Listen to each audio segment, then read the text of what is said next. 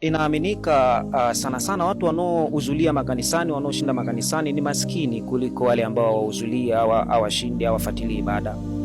Jambo la kwanza ambalo ningependa kulisema, kitu ambacho watu wengi wanachofeli ni kwamba wanatutafsiri kwa namna ya mwili, kwa sababu walioko nje wao hawaangalii roho ila wanaangalia mwili. Sasa na kitu ambacho nitakusaidia hapa ni kwamba wanaoangalia mwili hawezi kuona rohoni, na ndio maana sisi hatuanzi kufanikiwa kwenye mwili. Roho zetu zikishafanikiwa ndo matokeo yanaonekana kwenye mwili.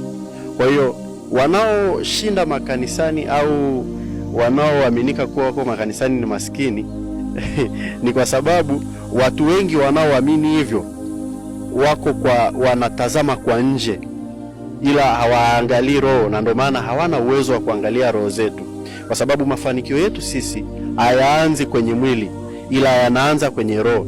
Roho yako ikifanikiwa, basi matokeo yataonekana kwenye mwili. Ukifeli kwenye roho, kwenye mwili lazima utafeli. Na ndio maana watu wengi wa nje wanaamini kwamba watu wengi walioko makanisani ni maskini, kwa sababu wao wanatazama kwa nje na sio ndani. Ila mafanikio yetu sisi ambao tupo makanisani yanaanza kwanza katika roho. Maandiko yanasema kwenye kitabu cha Ayubu, mjue sana Mungu ili uwe na amani, ndipo mema. Kuna mambo matatu hapo.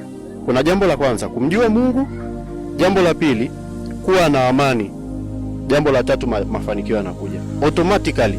Yani ukimjua Mungu huna haja ya kwenda kuhangaikia mafanikio, yanakuja kwa sababu yule Mungu ambaye unashinda madhabahuni kwa ajili yake anakufunulia siri za namna ya kufanikiwa.